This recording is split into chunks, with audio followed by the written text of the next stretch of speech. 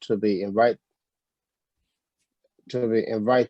to participate in this very important discussion. Restructuring has been a subject of debate in our country over the last few years. Incidentally, as important as the topic is, and as much as the debate is raging, one thing that is becoming absolutely clear is that there is no single agreement as to what restructuring means. There's no consensus. In other words, restructuring means different things to different people.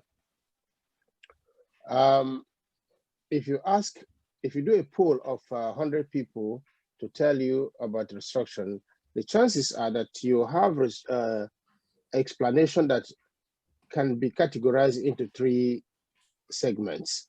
The first segment is that people believe that restructuring is giving dissolving power or powers to the regions. Other people will believe that we need to strengthen the federation as it is by devolving power to the states as well as the local government. Some other people will understand restructuring to mean resource control. So there isn't a universally agreed understanding of what restructuring is. But that notwithstanding, I believe that restructuring has come to stay as a topic of interest. The reason why the subject of restructuring is generating a lot of interest is because people want to participate and have access to governance as well as control of resources. The fundamental question that we need to ask and indeed find solution to is, why are people talking about restructuring? Why has it become a major issue in our discourse as a policy issue in our country? The reason is that people don't think that the system as we have it today delivers to them what they aspire to see in our country. So it is important that we address this issue of why are people clamoring for restructuring.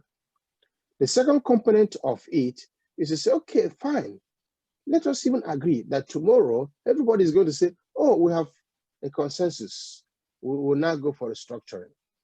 The question is, if we don't understand the basis of that clamoring in terms of individual states understanding or groups understanding, then it simply means that when we get that restructuring, we won't be able to do much with it. You know, it's like the clamor for PIB. You know, everybody talked about PIB. Once we get PIB, that becomes the panacea to all our problems in the oil and gas sector.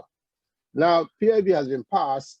There's even more almost rebellion on, oh, no, that's not the kind of PIB we were talking about.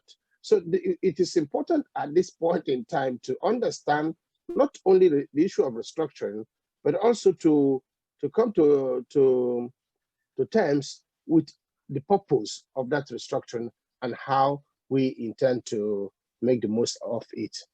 The purpose of this discussion today is really to deepen that discussion by moving the debate from just the esoteric conversation on restructuring to what can actually be done even when we get to restructuring.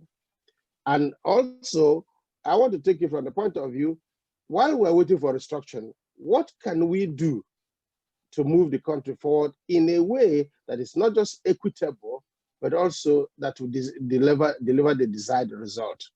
And that is where the issue of national development planning comes in. Nigeria is blessed with resources. Nigeria is blessed with human capital, a lot of human capital. It may interest you to know that the first development plan that was produced in Nigeria was produced in 1946, during the colonial days. And we have been producing development plans from 1946 to date. What I want to do is now to unpack some of these issues and see how development planning has worked, why it hasn't worked, and how we think it should take us to the next level. Development planning started in 1946, as I said, but the indigenous development plan, the first national plan, actually took place, was put in place in 1962. That was 2 years after our independence. The purpose of that plan is to articulate our national aspiration. That is the beautiful thing about national planning. As we are today, we are talking about restructuring. Sometimes we lose sight of the fact that we should be articulating our national aspiration. What is it that we want to have in Nigeria as a country? When you have a national aspiration, we want to be top 10 economy in the world, want to be #1 economy in Africa, want to be this, want to be that. That is a national and credible aspiration. The next logical point of debate will now be to develop implementation strategies that will deliver our national aspiration. That is where National Development Plan comes in. And that is what we have been doing since 1962, when we introduced the first indigenous National Development Plan. If we look at the first, second, third, fourth National Development Plans, we look at SAP, we look at the rolling plans, we look at needs, we look at 7-point agenda, we look at all the plans that we have put in place, including the current economic reform and governance program, you will see that there is something that is fundamentally lacking. In fact, two things that are fundamentally lacking. One is that these plans are, by definition, federal plans. These plans are plans designed and developed at the federal level. They may not produce, or they have not been able to capture the aspirations of the subnational level, the states and local government. So we have a plan that is very well articulated, that takes into account our national aspiration as identified by people at the center. But this national aspiration does not take into account what happens at the subnational level. It does not take into account what happens at the grassroots level. So you produce a plan, you ask the states, or you tell the states, this is the national plan, go and implement it. Of course, what happens is that the states don't pay attention to it because they have no, or they may not have had input in the production of that national plan. So to that extent, you can argue that what you have been producing have been federal plans rather than national plans. My own proposition today is that we should deepen the process of planning to take into account extensively the wishes and aspirations of the subnational level and have some understanding and ownership of the plan at that level. Unless, and of course, until we achieve that level of ownership, we are going to be wasting our time. And I use a specific example to show it's been done elsewhere. Our model for national planning was actually copied, if I may say so, from India. And what happens in India is something that we really need to study and see how we adopt it in Nigeria. In India, it takes a period of up to 2 to 3 years to develop a plan. And what they do, when the idea of a plan is conceived, it is taken to the subnational level, to the regions, for them to make input, understand where the country is likely to go to. They will make an input and they will come together and sign an MOU that yes, every part of the country agrees that this is the way to go. If one region or one state objects to any aspect of that plan, it is halted until they are carried along satisfactorily. Now, it is when they are carried along that the project will move forward to the next level, where the nitty-gritty of the plan will now be developed. Because one thing is to say, this is how we like to go as a country. The next level is what to do to deliver on the aspiration of this country. So once that is done, they will set up systems that will synthesize the plan, break it down, allocate responsibilities, itemize resources, and so on and so forth. And go back to the states and say again, is this what you want? Is this how you want it? And if it is agreed, it goes to the next level. The next level will now be for the national level to pass a legislation that says, this is our plan as agreed by all levels of the country. Once that is done, you begin to implement. Interestingly, in India, they have no what you call federal projects. There are no federal roads. There are no federal schools in India because everything is owned by the state in which the project or the program is domiciled. So you don't have somebody coming from Abuja to tell you this is federal road. You don't need to go to Abuja to take permission to say we're going to do this road. No, because every road in your state belongs to you. Every project in your state belongs to you. And that project must have been put into the plan. You would have said to yourself, this is what we would like to do. And it's agreed to by everybody, and you put it in the plan. So you go and implement the plan. At the federal level, they have two critical institutions that govern the implementation of the plan. One is the Ministry of Plan Implementation in India. The Ministry of Plan Implementation is solely there to ensure that plans are implemented as defined and developed.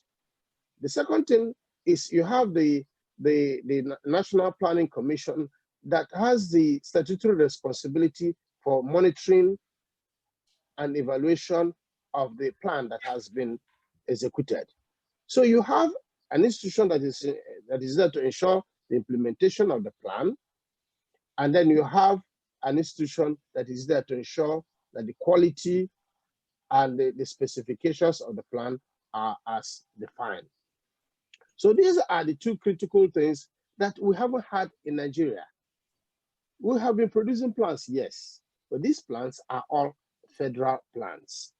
There is no significant ownership because I come from the background of national planning. I was there for 5 years. I was the executive secretary. So I know that we produce plans that meant very well. We meant well by deriving the process, articulating the process, thinking for the people.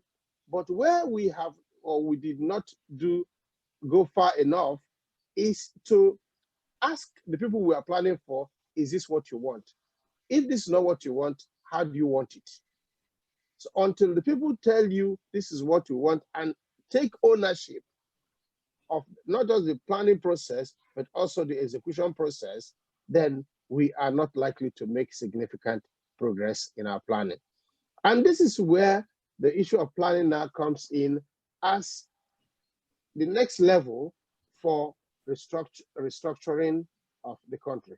So you have whatever you want to call it in the form of restructuring, but the most significant thing is that when you restructure, there is a platform, there is a plan for what you do with the restructured country. It is not when the country has been restructured, then you say, okay, now we have been restructured, so what do we do with the restructured country? It's not likely to generate the result that we are clamoring for. So it is important that we cause debate now to begin to say, okay, when we restructure, how do we execute it? How do we monitor? What is the role of the federal? what will be the role of the states in this scheme of things? So that is the purpose of my intervention today. And I would like it to be very interactive rather than me just talking about this, but I like to engage participants so that we understand that restructuring is fine, it's supported by everybody. I think it's something that everybody is talking about now. But the next level is, how do you make that restructuring to work for the good of the people? And also, when you have achieved the restructuring, it is also important that no part of the country is left behind. And the only way you can ensure that no part of the country is left behind because of restructuring is if you have a plan in place that is transparent, that is known to everybody. And part of the resistance, if I may say so, from some quarters to the concept of restructuring is because of the unknown. How will it affect us? The devil you know is better than the angel you don't know. So people begin to say, oh, no, let us hang on to what we have. But if people know that, yes, we are going to restructure, this is the implication for us, and this is how we'll overcome any challenges, then I think everybody will buy into that. So on that note, I want to open it up for discussion. Thank you very much, Professor Sylvester. You have spoken a lot. I'm not even sure what to ask you again. But currently, Nigerian government have initiated, or just recently initiated, a new national development plan, a midterm national development plan from 2021 to 2025. It's in line with the Nigeria Agenda 2050 to bring out, I think, 100 million people from poverty. Do you think that this particular plan is going to achieve its aim, or is it going to also suffer the same problems you just mentioned about implementation? What do you think? Well, first of all, that's a very good question.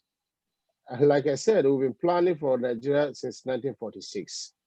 If from 1946 to date, the plan has not taken us to the promised land, we need to ask ourselves, why is it that the plans, the beautiful plans that we have produced, have not taken us to the promised land? As a matter of fact, I undertook an exercise recently and produced a compendium of our national development plans, and I can show you here. So this is something I did to show that we have plans, extensive plans. See, big volume.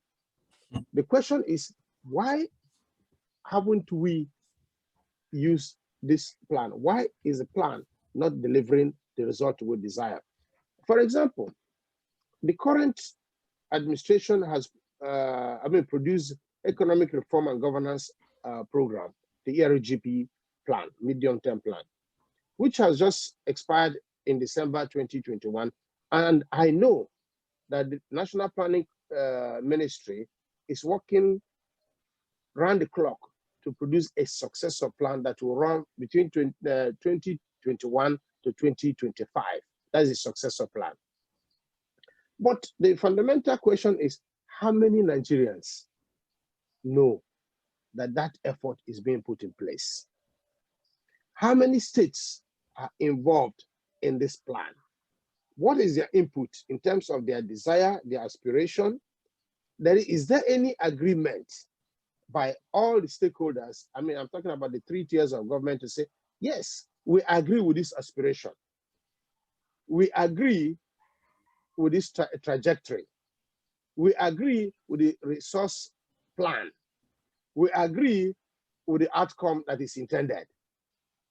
Now, if that is everybody's agreement and people sign an MOU to say, yes, we commit to implementing this plan, I think we'll get a better result.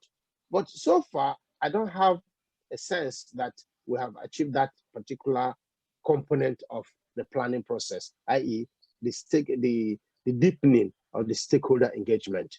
So that will be my answer to you. Because yes, we hear on TV and radio and social media that we are planning to create 100 million jobs. Fine, very noble aspiration. Nobody can fault that. But the big question is, how is it going to be done? What will be the role of the states, because you probably know that federal government has no territory. Federal government, every part of the country is owned by a state, either the state 36 states, or you have the local governments, and so on and so forth. So if you are going to implement the plan, it has to be implemented by the owners of the territory in which you want to do the plan. If you want to do roads or bridges, the roads and bridges must be in somebody's territory. What is the person's input in your aspiration to create a bridge or a road? What is their commitment to this, your aspiration? That is the critical question. Okay, remember that you can join the discussion simply by raising your digital hand. I can see one hand here. Dr. Sheifu, please, the floor is yours. Yeah, good afternoon, everybody. And thank you. I must commend the way the professor is leading this conversation, and he has really said a lot regarding the topic. But one thing I just wanted to add or make some comment regarding what he has said so far. And of importance is the issue of implementation. The professor raised a book up that he has combined together of series of planning that have taken place over the years. And I can agree that those planning, they were actually launched, maybe they were launched, and unsuccessful. So to be able to put this in perspective, if we're looking at sustainable development, that is an issue of a long-term thing. It's very long-term. That is like a vision that you have for a place, a country, some sort. And then you now have what you call national planning, which are usually in parastatals, and then the plan, which are very short-term in nature. So now, and when you want to talk about the plans of short-term, maybe a year, 2 years of some sort, then that is where the issue of the day-to-day arrangement of government comes into play. Because for you to be able to achieve the long term, you have to be able to look at your day-to-day activities as it aligns with that long term. And over the years, we can all agree that the issue of change in government has played a role in this. And this government, they come into play with different agenda. They do not align. There is not the national vision is not aligned with our day-to-day politics. And that has been a major problem. How can we be able to align our day-to-day politics to the vision of the country? You find out that a government of yesterday has a different agenda, and the country does not even have a vision for the long term. Now, the issue of restructuring born out from the inefficiency, ineffectiveness of this series of administration. A lot of people now are not comfortable with the way things are going, and they feel, you know what, this is not working as a whole. Why don't we run this thing from a different perspective, maybe cultural or whatever restructuring format that they deem fit? So the key issue here is inefficiency, ineptitude of leadership to align their governance with the sustainable planning for the nation. So the professor has rightly pointed out key points regarding the planning and issue of implementation. How do we implement? We have, there should be watchdog in government, okay? When you launch all these plans, there are people that are supposed to execute these plans, and there are people who are monitoring this plan. In case these plans are not going the way they should go, who should be held accountable? Has anybody really be held accountable for not executing their role in all of these plans over time? That is another key issue. So, and this now brings us to the issue of systemic failure, all right? One department may be doing the right thing, but the other department is not doing the right thing. The law enforcement agent who are supposed to arrest culprits may be doing the right thing, but is the judge going to align with that enforcement? These are some of the issues that I think are really bordering on our country and is very endemic. Thank you, Dr. Shekbo. Okay. Dr. Shekbo has said quite a lot, but let me align the discussion so that it is focused on delivering credible outcome. You know, the issue is not whether we have been producing plans.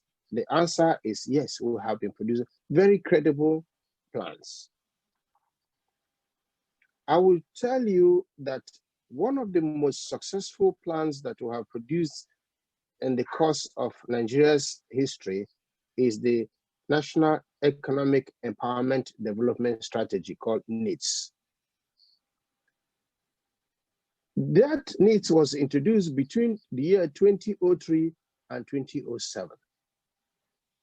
You will recall that that was the year we generated the fastest period in our economic growth. Why was it so successful? There are two reasons. One is that it took a long time to prepare that document. In fact, Nigeria was in a state of flux when that plan came in, and it was driven with singular focus and determination by the former president, Olusegun Obasanjo. Remember, he had national management, economic management team in place, for which he chaired. He met once a month with all the stakeholders to be debriefed on the success or the progress on the implementation of the plan. This was a very personal thing to him. And there was also economic team that was headed by the then finance minister, Dr. Konje Iweala. And the team met every week. And the purpose of the meeting was not, it wasn't a talk shop.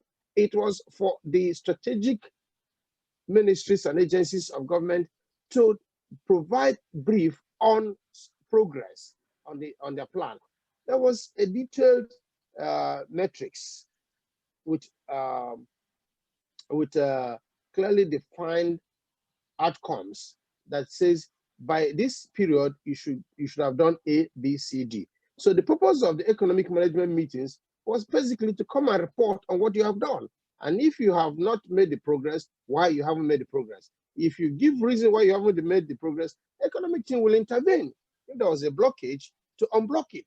Because the purpose is not to catch thief. The purpose is to ensure that there was progress. So that was very successful.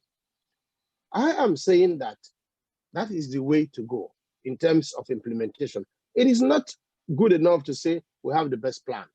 Fine, that is a starting point. But the next logical thing is the implementation at the subnational level. And I'm saying to you that the reason why we do not have progress in the implementation of national plans at the subnational level is because of lack of ownership of that plan at that level.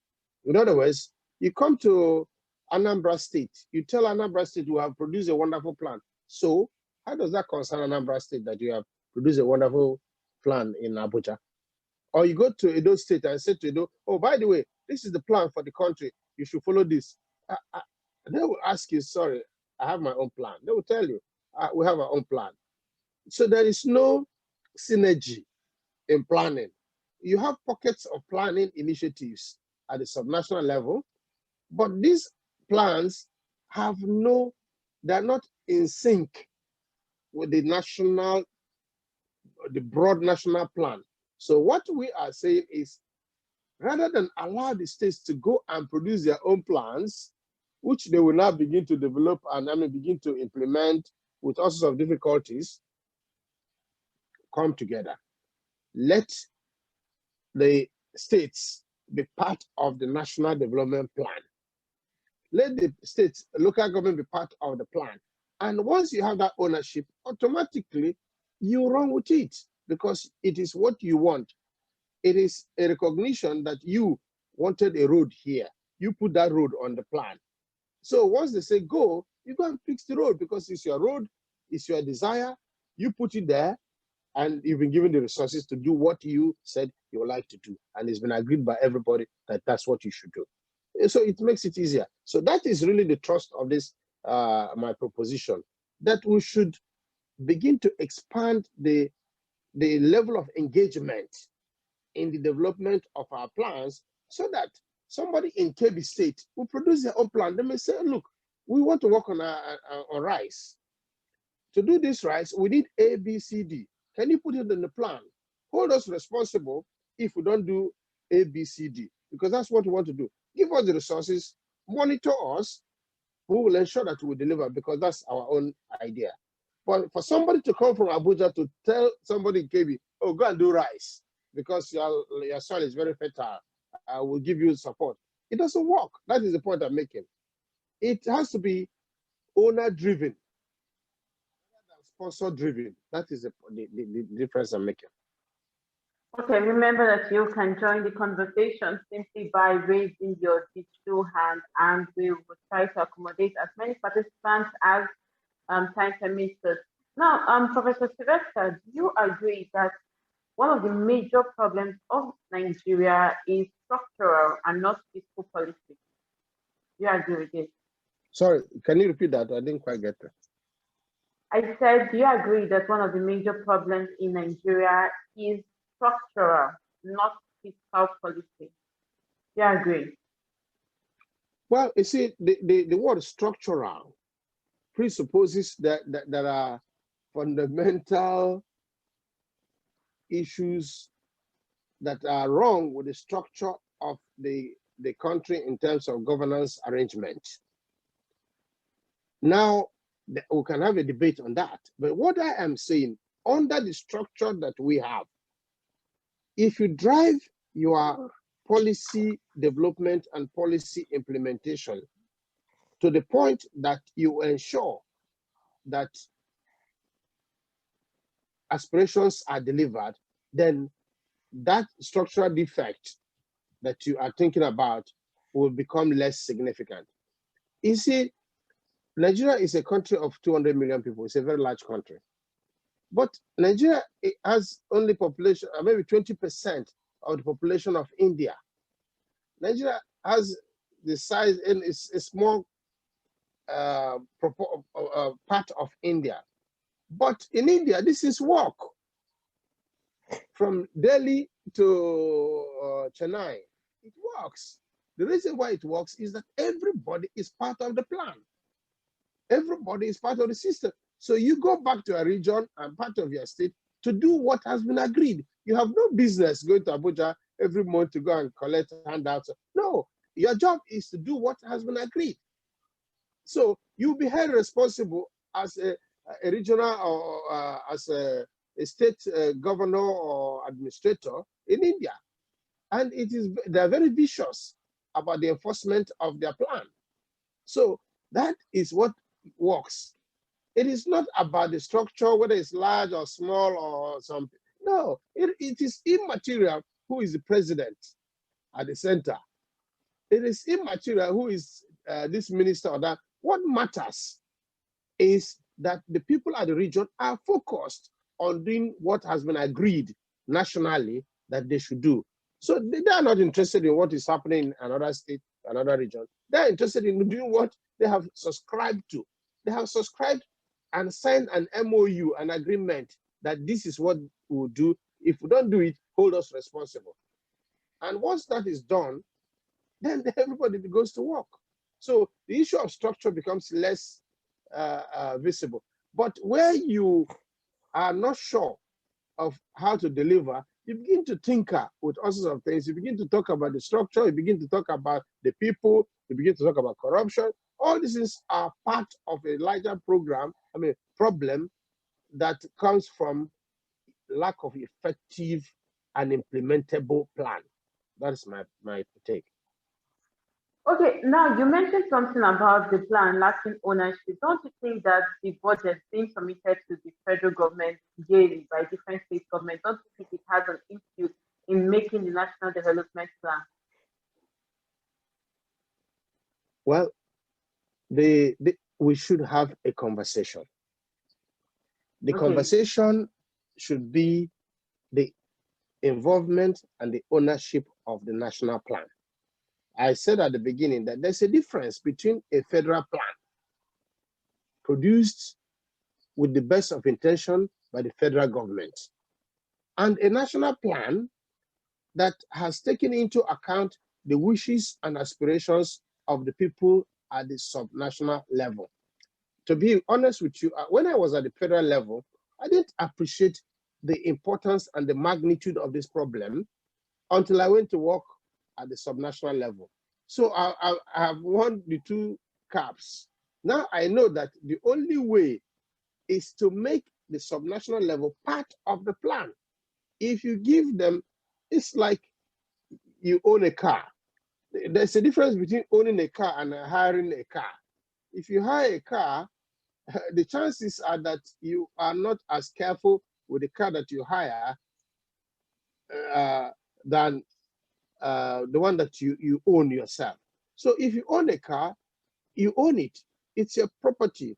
You take care of it. You'll ensure that it delivers. If you hire, the objective is that, okay, if it doesn't work, I call the owner of the car to come and take it, fix it, and possibly give me another one.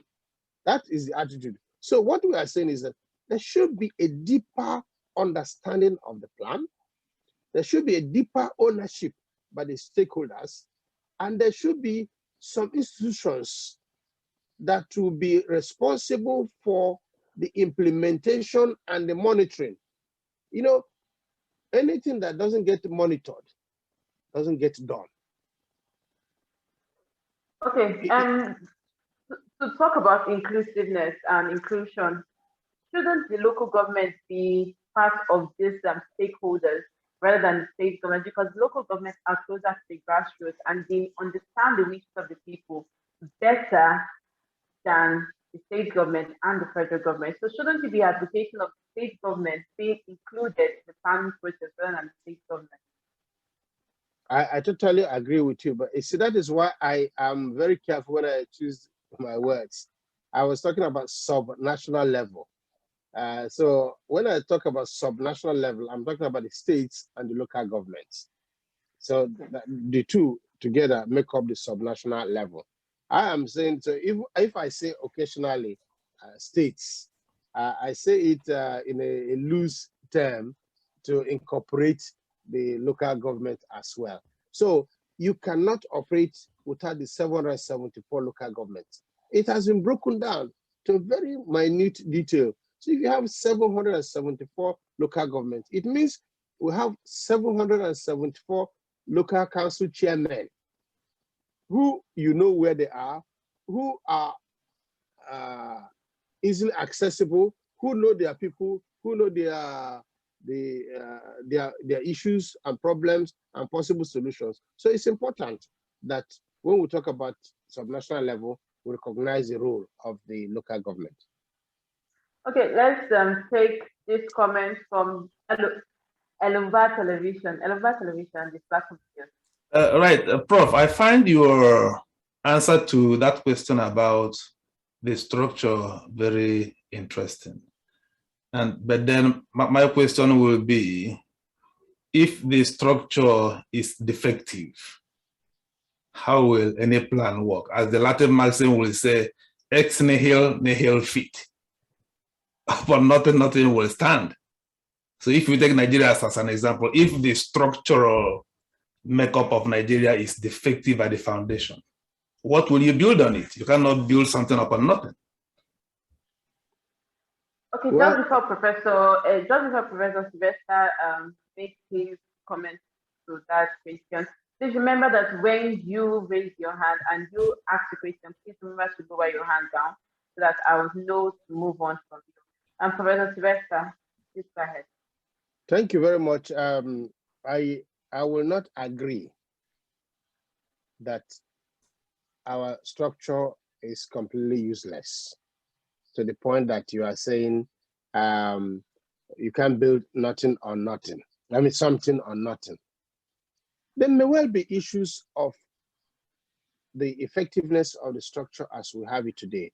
And I put it to you that the fundamental reason why we are seeing the fault lines, as it were, is because the people who expect to benefit from their plans and aspirations as people of Nigeria are not having the desired result on what we have currently. And the reason is that we are not deploying the necessary governance plans effectively. And people are saying, I want somebody from my part of the country to be president. I want somebody from my village to be governor. I want somebody from my place to be local government. The reason is because you are not getting the benefit. So you imagine that if you have a president from here, you are going to be better off.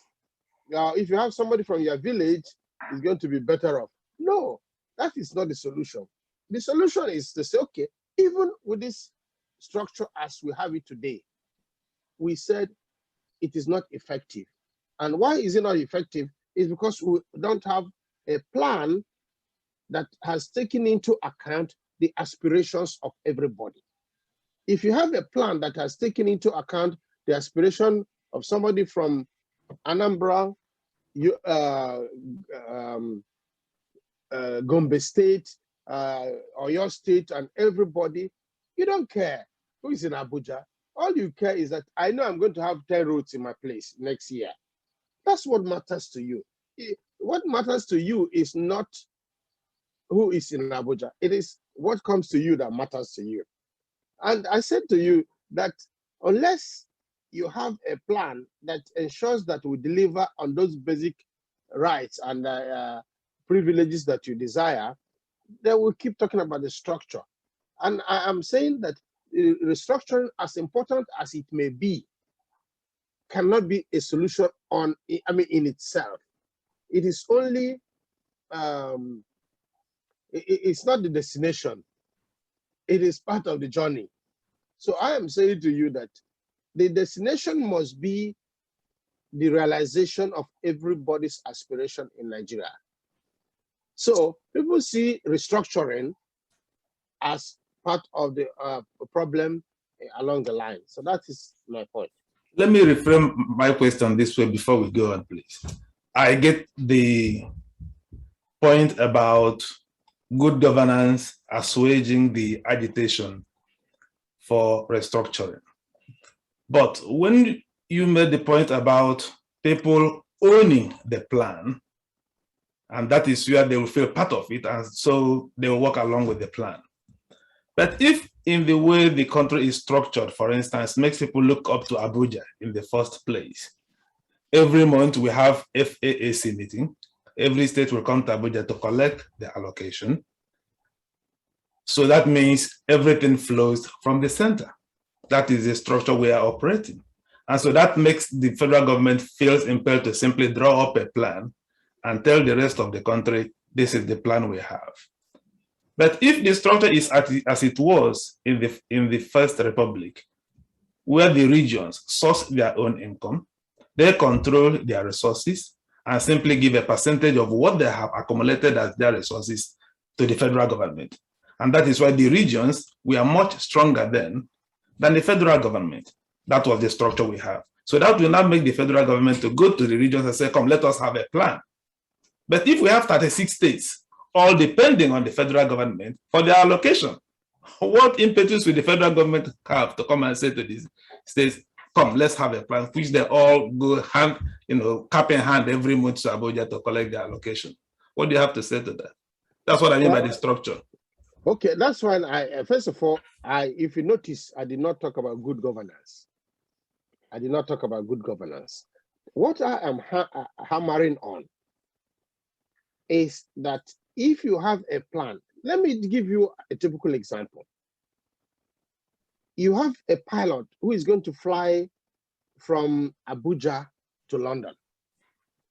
The first thing you do as a pilot is to do a route map, a route plan. You look at the altitude, you look at the wind temperature, you look at the headwind, you look at everything, and you plot it, put everything to computer. Computer will tell you, based on the parameters you have put in, this journey will take us 6 hours or 5.5 hours. And that is, I need to tell you the altitude and everything. And that is why when you take off as a pilot, you hit turbulence. It is very uncomfortable, but pilot will not change course. The pilot will not change altitude, unless, of course, directed by the control tower. But you stick to your plan. Sometimes uncomfortable outcomes are in the process, but the ultimate thing is that you have a plan and you have a destination, and you move to that destination. The gene is out of the bottle. What happened in the 60s with the 6 regions, we now have 36 states and 1 federal capital. So what are you sure people would like to go back to regions? Are you sure that if you talk about Eastern region, for argument's sake, the people of Rivers State or Akwa Ibom or Cross River State want to go back to the Eastern region? Are you sure? Those are some of the fundamentals we need to think about. So it is no longer, let's go back to the basics as it were. Yes, a lot of water has passed under the bridge. So how do we make the most of the current situation? When we say restructuring, what do we mean? That is the big problem. What do we mean by restructuring? Is it going back to what we had in the 60s? Is that what everybody is clamoring for? Or is it that we should devolve power to the states, resources to the states? And if you do that, I am saying, if you do either of the two, you still need to have a compass guides the movement of the people to the promised land. That compass is what I call National Development Plan. I am not saying that restructuring shouldn't happen.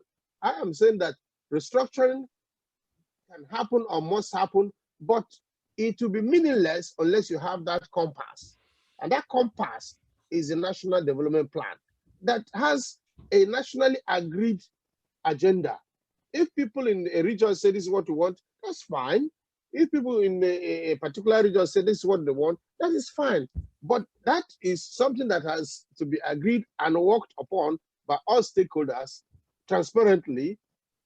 And then you see that you have no business going to Abuja to share money. Even if you want to collect whatever that is due to you, it is going to be deployed for what has already been agreed.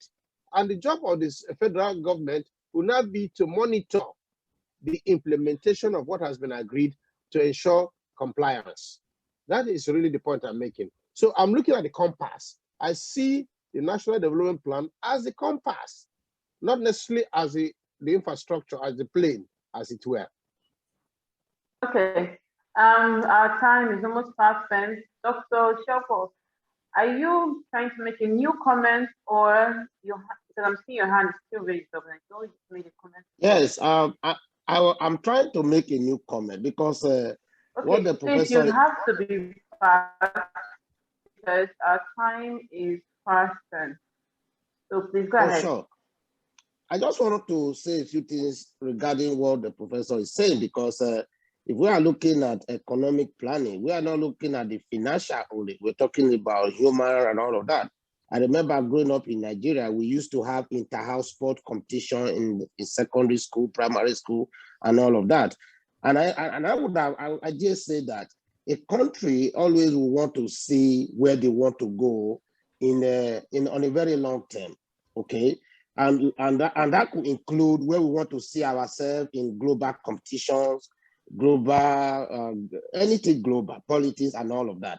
So some of this planning that you're talking about, sir, that you think that are not the lower sub-governments are not aligning with, are they backed by legislation? Because if they are not backed by legislation, I mean, what kind of planning is that, sir? Well, That's a very good question.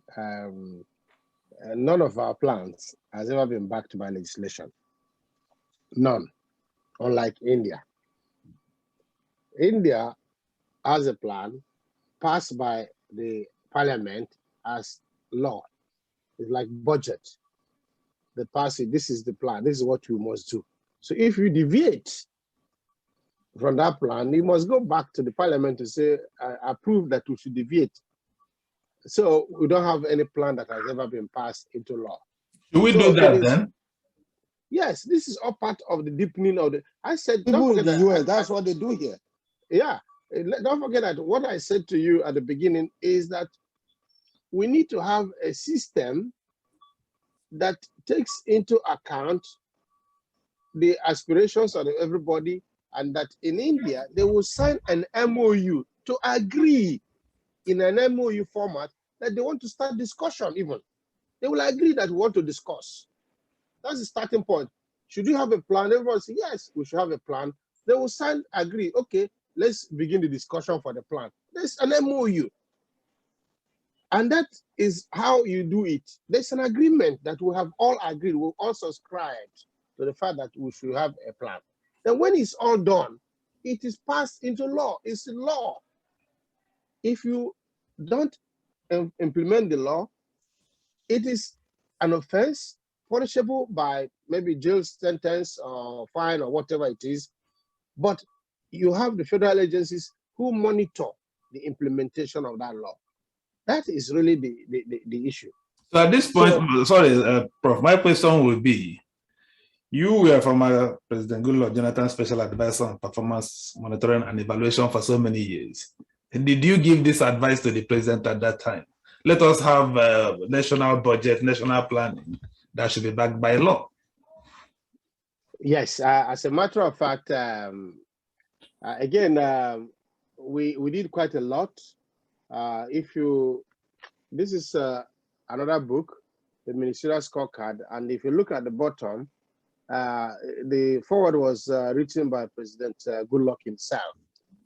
These are some of the initiatives that we put in place. As a matter of fact, we had a draft law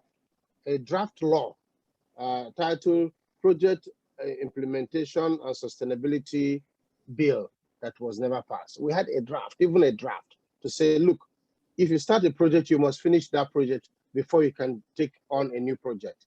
There are a few things that we initiated, and I'm proud to say that I have documented some of these things so that people can see some of the initiatives that were already in place at the time and the trajectory that the country was going into. But I am saying that the essence of this conversation is to bring some of these things to the fore so that everybody can engage in the debate, and then at the end of the day, come together and say, yes, this is the right way to go. And once Nigerians agree, it's not, this is why it has to be engagement. Nigerians must agree. If, for example, people know that we have never had any of our plans as law, then you know why we're not implementing it. It's not binding on anybody.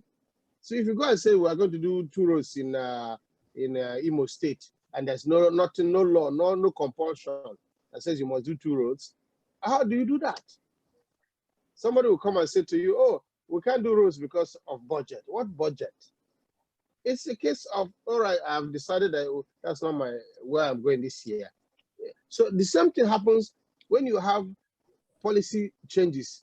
The reason why we have this policy somersault is because they are not law, they are not backed up by law. They are just aspirational statements or wishes of an administration that says, we'd like to do this. Another one comes and says, no, that's not what I want to do. I want to do. If it's law, you follow it. It's like EFCC. EFCC is an institution built on law that successive administrations have used. Obasanjo's administration introduced EFCC. EFCC is being used to good effect by President Muhammadu Buhari's administration. He's not asking who passed the law. All he knows is that there's a law governing the operations of EFCC. That's what we're saying. If we have plans that are backed on by law, it means everybody is compelled to do what the plan says. So it's a good point. Okay. Like I said, currently we have the 2021, 2025 law, and then 2026, 2030 law. Do you assume or do you believe that this present administration will consider the idea of taking these plans and backing them by law? Do you believe that it's something that is possible? And also, do you also think that this current administration too can initiate the plans to restructure Nigeria? Because you were mentioning something about that. Well, first of all, let me tell you that the process of making a law is quite extensive and consultative. You can't make a law without consulting the people. And if we start the process and say, okay, this plan is going to be made into a law, it means you have to take it to the people. That is precisely the point I'm making. If you don't take it to the people, how do you make the law and say you will do this plan whether you like it or not? No, you can't. It will not work. In fact, National Assembly will not pass it into law because they are a critical stakeholder in the process. So you need to consult the National Assembly. You need the National Assembly members are representatives of the people. They are not there on their own. They are representing their people, and their people will say to them, "Don't be part of that law because we don't know anything about it," and they will not support it. So that is the point I'm making, that the starting point is to agree as a country that this is the way to go. Once you agree that this is the way to go, you sign an MOU, you begin the discussion. That discussion will be so extensive. That's why I said in India, it takes at least 3 years to finish this engagement before you can say we have a plan that can be passed into law. Okay, I don't know to... any country in the world that passes a law with, a plan without the law backing. You know, in the US, you know, there's a discussion going on about infrastructure. I think 1 trillion, I don't know the exact figure, for infrastructure that President Biden is pushing. You see, he's going around campaigning around the country to get the buy-in of Americans into that infrastructure plan. The idea that once it is agreed to, they will take this Congress, it will be passed into law, and then they begin to implement it.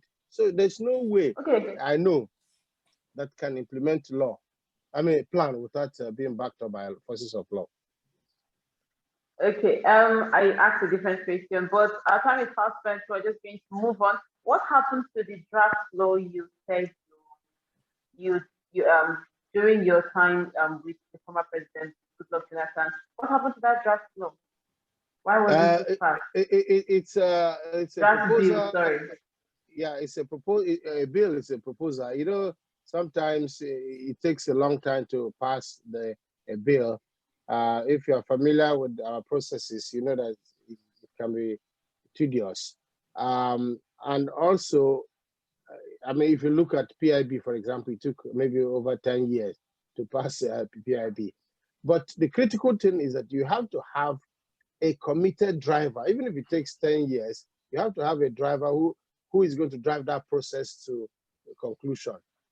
That is really what I am saying, that the national planning as an institution should be the critical driver, but they should be guided to deliver on that.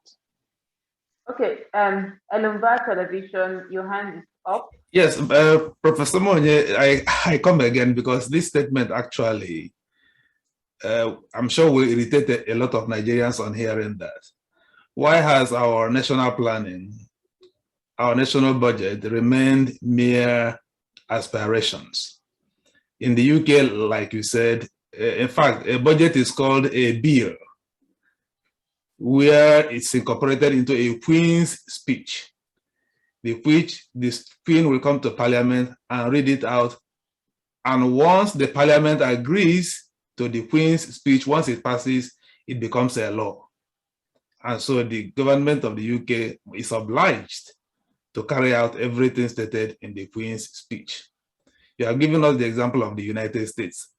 why has that of Nigerians remained mere aspirations? Is that the way to build a country? What do you think? Or are we just, why should we remain a planless society?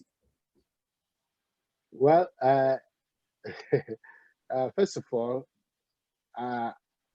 there's a difference between a budget and a medium-term plan. A budget is an annual plan. That's what a budget is. Our annual plans in the form of budget are passed into law by a National Assembly. That is different from what I'm saying. What I am saying is the medium-term and the long-term plan. So you see, there's a difference. So our annual plans are not aspirational; they are backed by law, which the president signs into law. But it's not implemented. 30% of our budget, if you reach 30% in a year, that's an accomplishment. That is beyond the scope of this discussion. That's okay. my focus right now is that we should actually do a medium-term plan that is backed up by law, so that we can begin to move in a trajectory that is not only defined, that is known to business community, to the private sector. So everybody knows that this is where we're going. Come what may, this is where we're going, because this is what the law says. If we have that kind of plan, everybody will key into it. That is my take. Okay, we'll take our last comment for the day. Dr. Shoko, I see your hand is still up. Yeah, I just want to ask because sure. Continue, go ahead. I want to ask Professor, you mentioned a particular period where a national economic plan actually worked. Then again, you said there were sometimes, or usually, you are met with hard drugs on the sub-government levels. So, and you said there are no legislation in place. So, and I was wondering, how were you able to execute for that particular period to record the success, and other times there were no success? How can you be able to reconcile those two statements, sir? All right.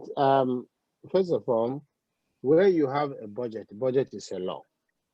So everybody is compelled, every ministry, if you go to do procurement, the first thing. No, I'm saying, sorry, sir. Okay. I know what you're saying. I want to clear it so that our discussion is structured. So when you have that, it's done by law. Then I said we had a period under President Obasanjo where we had National Economic Empowerment and Development Strategy, NEETS, that he drove it personally, where there was a monthly economic management meeting, National Economic Management meeting that he chaired. And then there was a weekly meeting chaired by the then Minister of Finance, Dr. Konji Iweala. That the purpose of those meetings were to report on the implementation of the plan. I said with such a focused determination that it worked. Now, it was not passed into law. The plan was not law. That is the point I'm making. It was not law, but it was driven by the then president, and it worked. I am saying to you that if this was law, it will be implemented automatically at all the levels. For example, if you say there is going to be a road, the law says the road must be built between Abuja and Lokoja in the next 4 years, it will be built. You don't need President Obasanjo to choose the Ministry of Works, because the law says you must build the law. So your budget goes into that road. The implementation, the focus of your ministry means you must meet the law. That is really what we are saying. If you don't have that law, it becomes discretionary. Discretion means it's optional. It depends on your level of commitment. A plan that is not committed into law becomes discretionary. A plan that is committed into law means it's not a matter for discretion. It is something that the law says you must do. That is the difference. Elombah TV said that if you achieve 30% budget implementation, you are lucky and all that. Now, that is something that a debate that needs to happen elsewhere, in the sense that you need to ask yourself, why do we have such level of budget implementation? What is the problem? So we need to begin to look at it to see, because there's a difference between budget releases and project implementation.